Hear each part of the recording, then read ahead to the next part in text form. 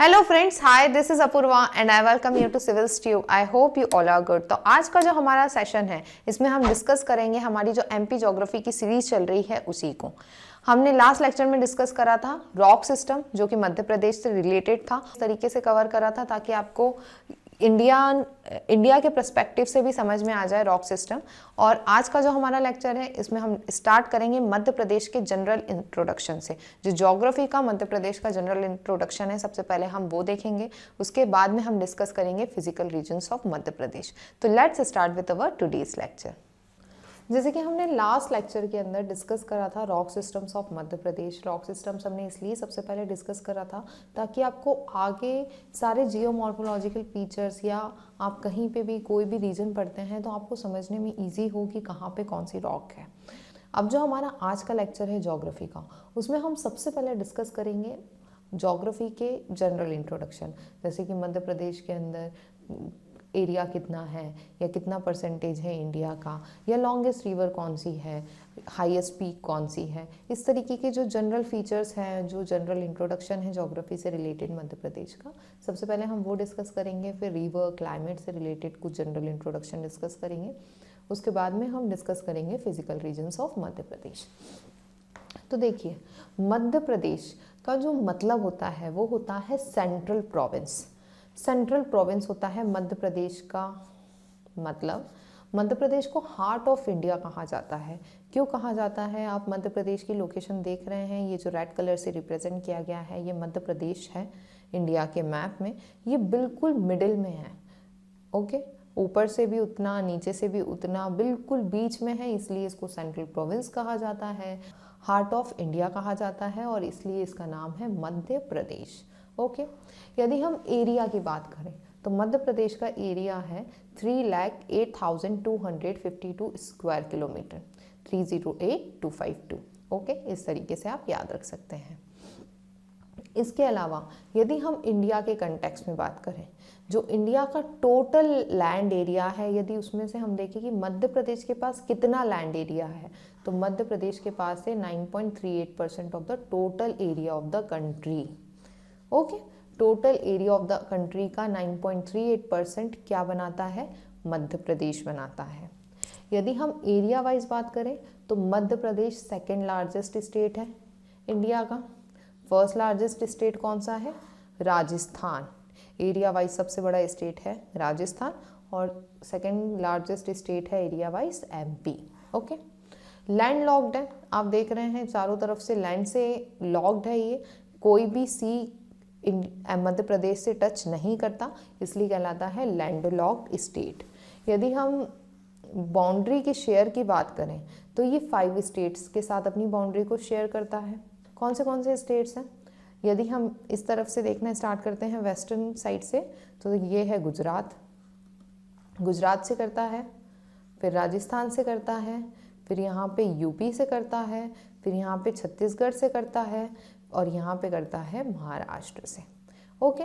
तो ये 5 जो स्टेट्स हैं उनसे मध्य प्रदेश अपनी बॉर्डर शेयर करता है। यदि हम लॉन्गेस्ट बॉर्डर की बात करते हैं तो वो शेयर करता है यूपी से, और यदि शॉर्टेस्ट बॉर्डर की बात करें तो ये सिर्फ 2 डिस्ट्रिक्ट है, अलीराजपुर और झाबुआ, जो अपनी बॉर्डर शेयर करते हैं गुजरात से, ओके। यहाँ पे हम यही चीज़ डिस्कस कर रहे हैं। लॉन्गेस्ट बॉर्डर शेयर करी है यूपी से, स्मॉलेस्ट गुजरात से, 14 डिस्ट्रिक्ट से बॉर्डर शेयर करता है यूपी, 10 डिस्ट्रिक्ट से बॉर्डर शेयर करता है राजस्थान, 9 डिस्ट्रिक्ट से शेयर करता है महाराष्ट्र, 6 डिस्ट्रिक्ट से शेयर करता है छत्तीसगढ़ और 2 डिस्ट्रिक्ट से शेयर करता है गुजरात, ओके। तो हम ये आगे जाकर डिटेल में डिस्कस कर लेंगे, डोंट वरी अबाउट इट। अब हम देखते हैं कि ट्रॉपिक ऑफ कैंसर, इस पार्ट से ट्रॉपिक ऑफ कैंसर पास करती है 23.5 डिग्री नॉर्थ से, ओके। ट्रॉपिक ऑफ कैंसर पास करती है और मध्य प्रदेश के 14 डिस्ट्रिक्ट से क्रॉस हो जाती है, ओके। अब मध्य प्रदेश के कौन से डिस्ट्रिक्ट्स है जिससे पास होती है?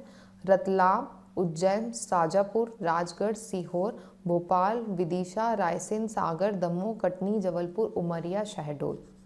तब हम डिविजन्स पढ़ेंगे, तब हम इसको डिटेल में डिस्कस कर लेंगे, क्योंकि डिविजन्स के अंदर हम हर डिस्ट्रिक्ट के बारे में पढ़ते हैं और हम तब डिविजन्स पढ़ते हैं। तो जैसे पूरा भोपाल डिवीज़न है, भोपाल डिवीज़न में 5 डिस्ट्रिक्ट्स होते हैं, तो भोपाल के पूरे डिवीज़न से ट्रॉपिक ऑफ कैंसर पास होती है, पाँचों डिस्ट्रिक्ट से क्रॉस करती है tropic of cancer. Ujjain division के 3 डिस्ट्रिक्ट से करती है। तो इस तरीके से हम वहाँ पर ये चीज़ों को याद कर लेंगे, तो डोंट वरी अबाउट दैट। अब हम देखते हैं जो टाइम लाइन है, जो इंटरनेशनल टाइम लाइन है, उसके बेसिस पे जो इंडिया की जो हम टाइम लाइन मानते हैं वो सिर्फ एक ही डिस्ट्रिक्ट से होकर गुजरती है और वो है सिंगरौली। ओके, सिंगरौली से यहाँ से क्रॉस हो जाती है। तो आप याद रखिएगा कि जो जीएमटी लाइन है वो कहाँ से निकलती है, सिंगरौली से निकलती है। यदि हम टाइम डिफरेंस की बात करें, जो सिंगरौली है ये ईस्टर्न मोस्ट डिस्ट्रिक्ट है मध्य प्रदेश का, और यहाँ पे जो अलीराजपुर है ये क्या है, वेस्टर्न मोस्ट डिस्ट्रिक्ट है। अब ये जो डिस्ट्रिक्ट है इसके बीच में यदि हम टाइम लाइन का डिफरेंस देखें, यदि आपने ज्योग्राफी पढ़ा होगा तो हम देखते हैं कि जो डिग्री होती है, जो हम लॉन्गिट्यूड पढ़ते हैं उसके अकॉर्डिंग 1 डिग्री के अंदर 4 मिनट्स का डिफरेंस आता है। तो इस तरीके से हम ये जो डिफरेंस पढ़ते हैं, तो हम यदि देखें कि ईस्टर्न मोस्ट पार्ट और जो वेस्टर्न मोस्ट पार्ट है इसके बीच में यदि कितने मिनट्स का डिफरेंस है, तो 34 मिनट्स का डिफरेंस आता है। ऑल्दो हम एक स्टैंडर्ड टाइम को फॉलो करते हैं, बट यदि ये पूछ लिया जाए कि क्या टाइम डिफरेंस आता है ईस्ट और वेस्टर्न एक्सट्रीम ऑफ मध्य प्रदेश में, तो वो आता है 34 मिनट्स का। यदि हम सनराइज़ की बात करें तो सनराइज़ सबसे पहले ईस्टर्न पार्ट में होता है, तो सिंगरौली के अंदर सबसे पहले सनराइज़ देखने मिलता है, और सनसेट का सबसे जो लास्ट पॉइंट है वो हमको देखने मिलता है अलीराजपुर में। ओके, यदि हम मध्य प्रदेश के डीपेस्ट पॉइंट की बात करें तो वो है नर्मदा वैली, नर्मदा सोन वैली। यहाँ पे नर्मदा रिवर बहती है और उसकी जो वैली का जो पार्ट है इसके अंदर ही आपको डीपेस्ट पॉइंट देखने मिलता है मध्य प्रदेश का। हाईएस्ट पॉइंट की बात करें तो धूपगढ़, ये होशंगाबाद डिस्ट्रिक्ट के अंदर यहाँ पे आती है। यहाँ पे सतपुड़ा हिल्स है, सतपुड़ा रेंज, जिसका महादेव सीरीज़ यहाँ पे चलती है, और महादेव सीरीज़ के अंदर ही धूपगढ़ हिल आती है जो हाईएस्ट पीक है मध्य प्रदेश की। अराउंड 1350 मीटर्स इसकी हाइट है। यदि एरिया वाइज लार्जेस्ट डिस्ट्रिक्ट की बात करें तो वो है छिंदवाड़ा। यदि एरिया वाइज स्मॉलेस्ट डिस्ट्रिक्ट की बात करें तो वो है भोपाल। ओके, अब हम देखते हैं कुछ टोपोग्राफी ऑफ मध्य प्रदेश। अभी तक हमने जनरली देखा कि कौन सा डीपेस्ट पॉइंट है, कौन सा हाईएस्ट पॉइंट है, कितने स्टेट्स के साथ बॉर्डर शेयर करता है, लार्जेस्ट डिस्ट्रिक्ट कौन सा है, स्मॉलेस्ट डिस्ट्रिक्ट कौन सा है, टाइम डिफरेंस क्या है। अब हम कुछ टोपोग्राफिकल फीचर्स देखते हैं। टोपोग्राफी में हम देखेंगे कि एलिवेशन कहाँ का कितना है, क्या कौन सी नेचुरल बाउंड्री बनाता है, ये सारी चीज़ें। ओके, तो सबसे पहले हम देखते हैं कि जो मध्य प्रदेश है वो पार्ट है पेनिनसुलर प्लेट्यू का। ओके, और ये नॉर्थ सेंट्रल पार्ट में है। आप ये जो मैप देख रहे हैं ये जो है इसको हम बोलते हैं पेनिनसुलर इंडिया, और इसका मैक्सिमम पार्ट बना हुआ है प्लेट्यू से। प्लेट्यू क्या होता है, प्लेट्यू कुछ हाइटेड लैंड होती है, कुछ एलिवेटेड एरिया होता है जो सी लेवल से थोड़ा ज़्यादा ऊंचा होता है, कुछ 300 मीटर, 400 मीटर, 5 मीटर, 500 मीटर के आसपास इसकी हाइट होती है, उतना ज़्यादा ये ऊंचा होता है सी लेवल से। और ये जो प्लेट्यू वाला जो रीजन होता है इसके अंदर काफ़ी ज़्यादा जियोमॉर्फोलॉजिकल एक्टिविटीज़ नहीं हुई होती है। ओके, ये जो लैंड है इसके अंदर काफ़ी ज़्यादा एक्टिविटीज़, इस तरीके की जो जियोलॉजिकल एक्टिविटीज़ हम देखते हैं, वॉल्केनो हो गया या इस तरीके की जो एक्टिविटीज़ होती है वो हम काफ़ी लॉन्ग टर्म में नहीं देखते हैं। तो इस पर्टिकुलर रीजन का जो एरिया है वो वैसा की वैसा रहता है, तो हम उसको बोलते हैं प्लेट्यू। ओके, अब हम पेनिनसुलर का मतलब क्या होता है, पेनिनसुलर का मतलब होता है ऐसा कोई लैंड एरिया जो 3 तरफ से कैसे घिरा हो, वाटर से घिरा हो। ओके, तो ये वाला जो पार्ट है हम इंडिया का क्या देखते हैं, वाटर से घिरा हुआ है। यहाँ पे अरेबियन सी आ जाता है, यहाँ पे वे ऑफ बंगाल आ जाता है, नीचे इंडियन ओशन आ जाता है। तो ये 3 तरफ से वाटर बॉडी से घिरा हुआ है, इसलिए हम इसको बोलते हैं पेनिनसुलर इंडिया। और ये पेनिनसुलर इंडिया में पड़ता है पेनिनसुलर प्लेट्यू। और ये जो मध्य प्रदेश है ये पेनिनसुलर प्लेट्यू का पार्ट है। नॉर्थ सेंट्रल वाला जो रीजन है वहाँ पे मध्य प्रदेश आता है। ठीक है, अब हम देखते हैं कि मध्य प्रदेश नेचुरल बाउंड्री बनाता है। कुछ चीज़ें हैं जो मध्य प्रदेश की नेचुरल बाउंड्री के तौर पे काम करती हैं। जैसे कि आप देखेंगे कि नॉर्थ में ये जो चंबल रिवर दिख रही है, ये नदन बाउंड्री बनाती है मध्य प्रदेश की। यदि हम साउथ की बात करें तो ये जो ताप्ती रिवर है ये यहाँ पे बहती है। ये जो ताप्ती रिवर है ये सदर्न बाउंड्री बनाती है। ये जो चंबल रिवर है वो नदन बाउंड्री बनाती है। अब ये जो ताप्ती रिवर है वो सदर्न बाउंड्री बनाती है। यहाँ पे अरावली रेंज जो है वो निकलती है राजस्थान की इस तरीके से। तो ये वाला जो पार्ट है यहाँ पे क्या बनाती है, वेस्टर्न बाउंड्री बना देती है अरावली रेंज मध्य प्रदेश की। यदि हम ईस्टर्न बाउंड्री की बात करते हैं तो ये वाले पर्टिकुलर रीजन के अंदर आता है छत्तीसगढ़ प्लेन, और ये जो प्लेन वाला जो रीजन है वो बना देता है इसकी ईस्टर्न बाउंड्री। वेस्ट के अंदर अरावली रेंज, ईस्ट के अंदर छत्तीसगढ़ प्लेन्स, नॉर्थ के अंदर चंबल रिवर और साउथ के अंदर ताप्ती रिवर, ये बनाती है मध्य प्रदेश की नेचुरल बाउंड्री। यदि हम मध्य प्रदेश की टोपोग्राफिकल फीचर्स की बात करें तो बहुत इंपॉर्टेंट जो फीचर हमको मध्य प्रदेश में देखने के लिए मिलता है वो है नर्मदा सोन वैली। हम तक physical regions of Madhya Pradesh discuss करेंगे तो वहाँ पे हम इसको डिटेल में डिस्कस करेंगे। ओके, ये जो वैली है ये लॉन्ग है, काफ़ी ज़्यादा नैरो है और ये पूरे स्टेट के अंदर वेस्ट टू ईस्ट है। ये जो एरिया दिख रहा है आपको, ये इसके अंदर, इस मैप के अंदर ये नर्मदा रिवर है और ये नर्मदा रिवर नर्मदा सोन वैली के अंदर आती है। इस तरीके से ये नर्मदा वैली है जो यहाँ तक जाती है। ओके, और ये इधर ऊपर सोन वैली आ जाती है। तो ये जो नर्मदा सोन वैली है ये काफ़ी इम्पॉर्टेंट फीचर है मध्य प्रदेश की टोपोग्राफी का। जो एमपी है वो पेनिनसुलर प्लेट्यू या पेनिनसुलर इंडिया के टॉप के ऊपर है। अभी हमने ऑलरेडी मैप के अंदर डिस्कस करा कि जो पेनिनसुलर प्लेट्यू है इसका जो टॉप है वो मध्य प्रदेश है। यदि हम विड्थ और लेंथ की बात करें तो मध्य प्रदेश की जो लेंथ है वो है 605 किलोमीटर और जो विड्थ है वो है 870 किलोमीटर। मध्य प्रदेश की जो विड्थ है वो मध्य प्रदेश की लेंथ से ज़्यादा है। ओके, 870 किलोमीटर विड्थ है और लेंथ है 605 किलोमीटर। ओके, यदि हम जियोलॉजिकली देखें तो मध्य प्रदेश जो है वो पार्ट है गोंडवाना लैंड का। ओके, गोंडवाना लैंड का पार्ट है। अब गोंडवाना लैंड क्या होती है हम ऑलरेडी डिस्कस कर चुके हैं। एक्सटेंशन की बात करें तो आपको मध्य प्रदेश के अलग अलग फिजिकल रीजन का एक्सटेंशन याद हो ना हो, बट आपको मध्य प्रदेश का एक्सटेंशन याद होना बहुत ज़रूरी है। ओके, तो मध्य प्रदेश का एक्सटेंशन क्या है, यदि हम लैटिट्यूड की बात करें तो 21 डिग्री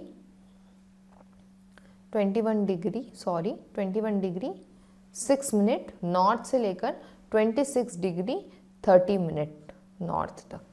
ओके, 21 6 26 30 याद रखिएगा, 21 6 26 30। और यदि हम लॉन्गिट्यूड की बात करते हैं, लॉन्गिट्यूड है 74 डिग्री 9 मिनट से लेकर 82 डिग्री 48 मिनट तक। तो 749 82 48। ओके, तो इस तरीके से आप याद रख सकते हैं 21 6 26 30 74 9 82 48। ओके, इस तरीके से आप याद रख सकते हैं इसको।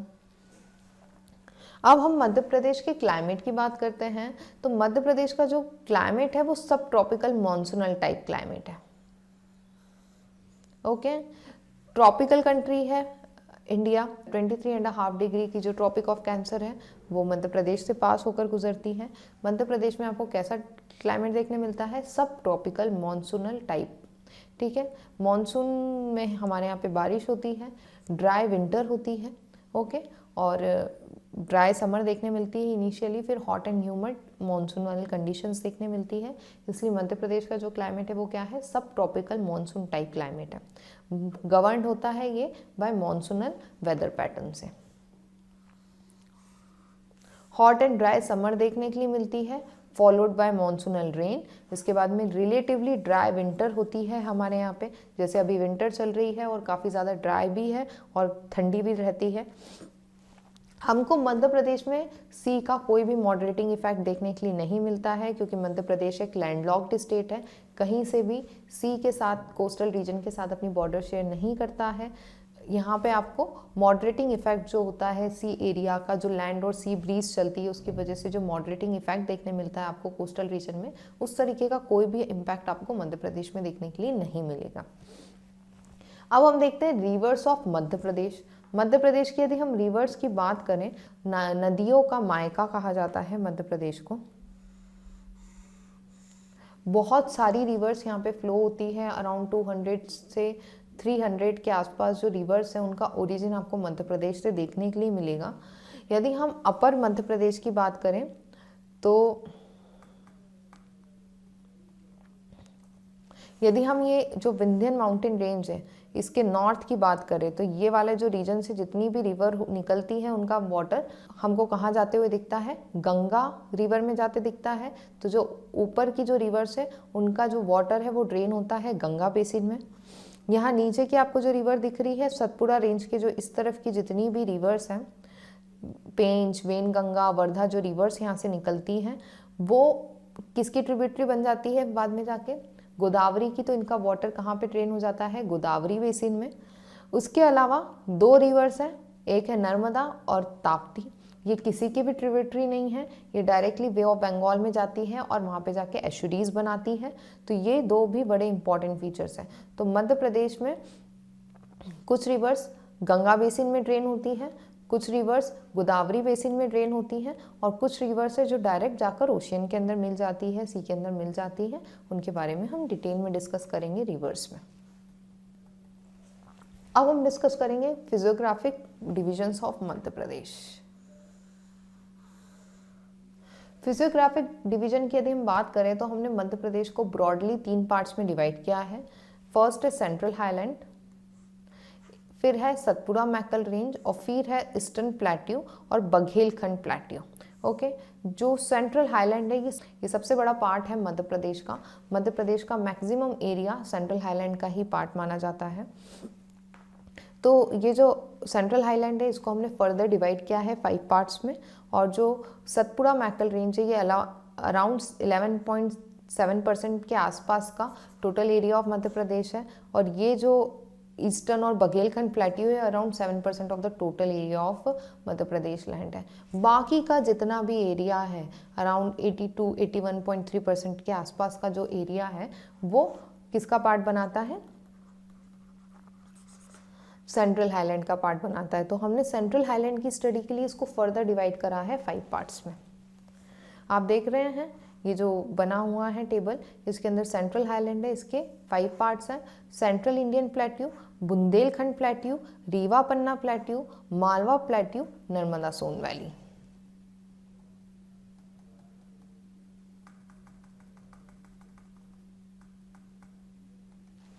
आप ये मैप देख रहे हैं, इसके अंदर सारी चीज़ों को स्पेसिफाई किया है।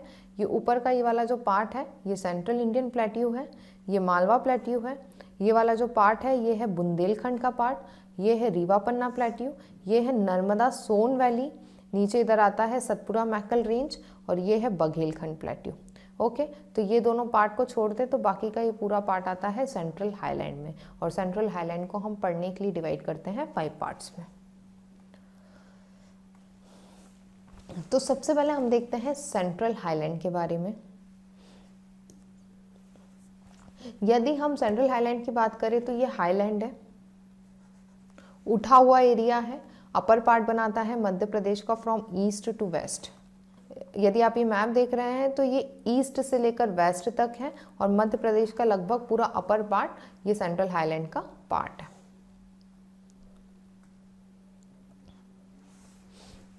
ये बिगेस्ट स्ट्रक्चर है स्टेट का, हमने डिस्कस करा ऑलरेडी कि 81 से लेकर 82% का total land area of Madhya Pradesh central highland का ही पार्ट हो जाता है। वेरियस प्लेट्यूज, माउंटेन्स और वैलीज देखने के लिए मिलती है, क्योंकि जो सेंट्रल हाईलैंड है उसी में नर्मदा सोन वैली भी आती है, मालवा प्लेट्यू भी आ जाता है, रीवा पन्ना प्लेट्यू भी आ जाता है। तो इस पर्टिकुलर रीजन में वो काफ़ी सारी रिवर्स, प्लेट्यूज, हिल्स, वैलीज सब कुछ देखने के लिए मिल जाएगा। ओके, फिर हमने ये भी डिस्कस करा कि हमने सेंट्रल हाईलैंड्स को 5 पार्ट्स में डिवाइड करा। यहाँ पे सबके नाम दिए हैं, central India, central Indian plateau, फिर बुंदेलखंड प्लेट्यू, फिर Rewa Panna plateau, Malwa plateau, Narmada Son valley.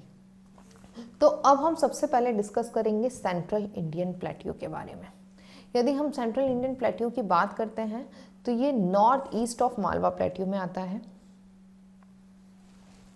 ये मैप देख रहे हैं आप, ये मालवा है, मालवा का नॉर्थ ईस्ट के अंदर क्या है, सेंट्रल इंडियन प्लेट्यू आ रहा है। अब यदि हम बात करें इसके एरिया की, तो इसका एरिया है 10.68% of the total area of Madhya Pradesh. Madhya Pradesh का टोटल एरिया है 308252, उसका 10.68% क्या बनाता है, सेंट्रल इंडियन प्लेट्यू बनाता है। यदि प्रीलिम्स है तो आप वहाँ पे कैलकुलेट भी कर सकते हो कि 10.68% कितना होता है, बट मेंस के अंदर आपको इतना टाइम नहीं मिलेगा, तो आप अप्रॉक्स याद रखिए कि 308252 का 10% के अराउंड कितना होगा, और उसके अकॉर्डिंगली आप ये निकाल सकते हैं वैल्यू। इजी है, थोड़ा सा याद रखने की कोशिश करेंगे तो प्रॉबेबली याद हो जाए। यदि आपको एग्जैक्टली मेंस में याद नहीं है कि कितना है, तो आप अराउंड 32,500 के अप्रॉक्स भी लिख सकते हैं। ओके, अप्रॉक्स करके लिख दीजिएगा उसके आगे। यदि हम एक्सटेंशन की बात करते हैं तो 24 डिग्री नॉर्थ से लेकर 26 डिग्री 98 मिनट नॉर्थ तक का है। लॉन्गिट्यूड की बात करते हैं तो 74 डिग्री 5 मिनट से लेकर 74 डिग्री 10 मिनट ईस्ट लॉन्गिट्यूड में आपको देखने के लिए मिलता है। अब हम डिस्कस करते हैं डिस्ट्रिक्ट्स की, कौन से डिस्ट्रिक्ट्स को इंक्लूड करता है। तो Mandsaur, Neemuch, Gwalior, Bhind, Morena, Sheopur, part of Shivpuri and Guna. आप ये मैप देख रहे हैं, इसके अंदर इस तरीके से ये आ जाता है। ओके, फिर ये इस तरीके से यहाँ से बुंदेलखंड प्लेट्यू आ जाता है। तो ये वाला जो रीजन है ये क्या है, ये है सेंट्रल इंडियन प्लेट्यू। तो यहाँ पे आपको क्या क्या डिस्ट्रिक्ट्स देखने मिल रहे हैं, पार्ट ऑफ नीमच, नीमच पूरा ही आ रहा है, मंदसौर का कुछ पार्ट है, फिर इधर गुना का पार्ट है, शिवपुरी का कुछ पार्ट है, श्योपुर, मोरैना, भिंड का कुछ पार्ट है, ग्वालियर का कुछ पार्ट है। ओके, तो इस तरीके से ये जो रीजन है वो बनाता है सेंट्रल इंडियन प्लेट्यू। आप ये मैप देख रहे हैं, इसके अंदर आपको बहुत अच्छे से समझ में आ रहा होगा कि कौन से रीजन की मैं बात कर रही हूँ। ओके, इसके अलावा हम कंपोजिशन की बात करते हैं। हम ऑलरेडी कंपोजिशन बहुत अच्छे से डिस्कस कर चुके हैं कि कौन से यहाँ पे डिपोजिशंस आपको देखने मिलेगी। क्या क्या देखने मिल रहा है आपको, यहाँ पे विंध्यन देखने मिल रहा है, कडप्पा देखने मिल रहा है, कुछ पार्ट आर्कियन का देखने मिल रहा है, और एलुवियल डिपॉजिट्स देखने के लिए मिल रहे हैं। ओके, समझ में आ रहा है आपको, यहाँ पे ये भी विंध्यन का पार्ट देखने मिल रहा है। तो विंध्यन, कडप्पा, कुछ पार्ट आर्कियन का, उसके अलावा एलुवियल डिपॉजिट्स। यदि आपने कंपोजिशन पढ़ा है तो ये समझना आपके लिए बहुत इजी है, इसलिए मैंने आपको बोला था कि कंपोजिशन आप ध्यान से देखिए, क्योंकि कंपोजिशन से आपको बहुत सारी चीज़ें, सपोज एग्जाम में आ जाता है सीधे फिजिकल डिवीजन ऑफ मध्य प्रदेश, तो आप वहाँ पे भी कंपोजिशन का यूज़ करेंगे। इसके अलावा मिनरल्स से रिलेटेड, इंडस्ट्रीज से रिलेटेड, वो आपको बहुत हेल्प करेगा। तब आपको ये पता हो कि कहाँ पर किस चीज़ के रॉक्स मिलती है और वहाँ पर कौन सा मिनरल अवेलेबल होगा। ओके, यहाँ पे जो नीस मिलता है आपको, उसमें लार्जली सैंडस्टोन देखने के लिए मिलता है। यदि हम एवरेज हाइट की बात करें तो एवरेज हाइट है सेंट्रल इंडियन प्लेट्यू की 300 से लेकर 500 मीटर। ओके, एवरेज रेनफॉल की बात करें तो अराउंड 57.5 सेंटीमीटर से लेकर 75 सेंटीमीटर के आसपास यहाँ पे रेनफॉल होती है। देखिए, जब हम मध्य प्रदेश पढ़ें तो एक चीज़ याद रखिए कि यहाँ से आप एक इमेजनरी लाइन बना लीजिए 100 सेंटीमीटर की। इसके आप ईस्टर्न पार्ट में जाएंगे तो आपको 100 सेंटीमीटर के आसपास की रेंज मिलेगी, और इस पार्ट में जाएंगे तो 100 सेंटीमीटर से कम मिलेगी। ओके, यहाँ पे माइनस में, यहाँ पे प्लस में। इसके अलावा तो आपको समझ में आए कि तब आप वेस्टर्न पार्ट से ईस्टर्न पार्ट की तरफ जाएंगे तो रेनफॉल बढ़ेगी। इसके अलावा एक और चीज़ याद रखिए कि आप साउथ से नॉर्थ की तरफ जाएंगे तो रेनफॉल क्या होगी, कम होगी। तो अब आप तब इस रीजन की बात कर रहे हैं, तो ये एक तो नॉर्थ में है और ये के तो वेस्टर्न में है, तो सबसे कम रेनफॉल मध्य प्रदेश में इसी रीजन में होती है। ओके, तो रेनफॉल होती है यहाँ पे 57.5 सेंटीमीटर से लेकर 75 सेंटीमीटर तक। जो भिंड है यहाँ पे प्लेस, उसके अंदर सबसे कम रेनफॉल होती है, lowest rainfall in Madhya Pradesh देखने मिलती है। यदि हम रिवर की बात करें तो चंबल, कुनो, सिंध इस पार्ट में बहती है। हम तब रिवर्स पढ़ेंगे तो उसमें डिटेल में डिस्कस करेंगे, बट आप याद रखिए कि ये जो एरिया है ये चंबल रिवर का है। चंबल, कुनो रिवर यहाँ से बहती है, चंबल रिवर यहाँ से निकलती है, उसके अलावा यहाँ से एक छोटी सी कुनो रिवर निकलती है और यहाँ वाले पार्ट से सिंध रिवर निकलती है। ये रिवर्स इंपॉर्टेंट रिवर्स है इस रीजन की। यदि हम टेम्परेचर की बात करते हैं, क्योंकि बहुत ज़्यादा कॉन्टिनेंटल एरिया है, काफ़ी ज़्यादा ऊपर की तरफ आ जाता है, मिनिमम टेम्परेचर की बात करें तो 15 डिग्री सेल्सियस जाता है, मैक्सिमम टेम्परेचर की बात करें तो 44 डिग्री सेल्सियस तक जाता है। अब यदि हम इस पर्टिकुलर रीजन की बात करें तो ये इंडो गैंगेटिक प्लेन वाला जो रीजन है उसका पार्ट होता है। यहाँ पे आपको क्या देखने मिलेगी, एलुवियल सॉइल देखने मिलेगी। हम तब सॉइल पढ़ेंगे तो हम डिटेल में वहाँ डिस्कस करेंगे। क्रॉप्स की यदि हम बात करते हैं तो इस पर्टिकुलर रीजन के अंदर जो सीड्स होती है, जैसे सरसों हो गई, तिल्ली हो गई, इन सब की खेती ज़्यादा होती है। इसके अलावा वीट और ज्वार, वीट, ज्वार, अलसी, अलसी आजकल काफ़ी ज़्यादा सुपर फूड समझ सकते हैं, काफ़ी ज़्यादा इम्पोर्टेंस दी जाती है कि अलसी खाना चाहिए, फ्लैक्स सीड्स खाना चाहिए, तो वो भी आपको यहीं पे इसका प्रोडक्शन होता है। सीसम की बात करें तो तिल्ली, तिल्ली को भी यहीं पे लगाया जाता है। मस्टर्ड, सरसों, उसकी भी खेती होती है इस पर्टिकुलर रीजन में। तो आप याद रखिए कि जैसे फ्लैक्स सीड्स हो गई, सीसम हो गई, मस्टर्ड सीड्स हो गई, इन सब का जो एग्रीकल्चर है, जो प्रोडक्शन है, वो इस पर्टिकुलर रीजन में होता है। जो सेंट्रल इंडियन प्लेट्यू है उसको मस्टर्ड बाउल ऑफ एमपी कहा जाता है, क्योंकि यहाँ पे सरसों की काफ़ी लार्ज स्केल पे खेती होती है, तो ये चीज़ याद रखिएगा। इसके अलावा ये रेवाइन्स ऑफ चंबल रिवर्स के लिए भी फेमस है। अब रेवाइन्स क्या होते हैं, ये इरोजन्स की वजह से बनी हुई नालियाँ जैसी होती है, मतलब कि एक डीप सी नाली जैसी बन जाती है। क्यों बनती है, ड्यू टू इरोजन। वहाँ की जो मिट्टी है वो नदी का जो पानी है वो अपने साथ लेकर चला जाता है, जिसकी वजह से ये रेवाइन्स बनती हैं। इसको हम आगे चल के और डिटेल में डिस्कस करेंगे, तब हम चंबल रिवर पढ़ेंगे, तो ये उसके लिए भी फेमस है। इसके अलावा इस रीजन के अंदर जो फॉरेस्ट एरिया है वो भी काफ़ी कम है। तो यहाँ पे हमारा जो सेंट्रल इंडियन प्लेट्यू है उसका जनरल इंट्रोडक्शन ख़त्म होता है। तो आज के लिए बस इतना ही। अब जो हमारा नेक्स्ट लेक्चर होगा तो उसमें हम आगे के फिजिकल डिविजन्स डिस्कस करेंगे, बुंदेलखंड प्लेट्यू डिस्कस करेंगे, बघेलखंड, नर्मदा सोन वैली, ये सारी चीज़ों को हम नेक्स्ट लेक्चर में डिस्कस करेंगे। Thank you for watching this session. यदि आपको हमारे लेक्चर्स अच्छे लग रहे हैं तो प्लीज़ लाइक करें, सब्सक्राइब करें, ज़्यादा से ज़्यादा शेयर करें, ताकि मैं और ज़्यादा मोटिवेट होकर इस तरीके के लेक्चर्स बना पाऊँ। Thank you.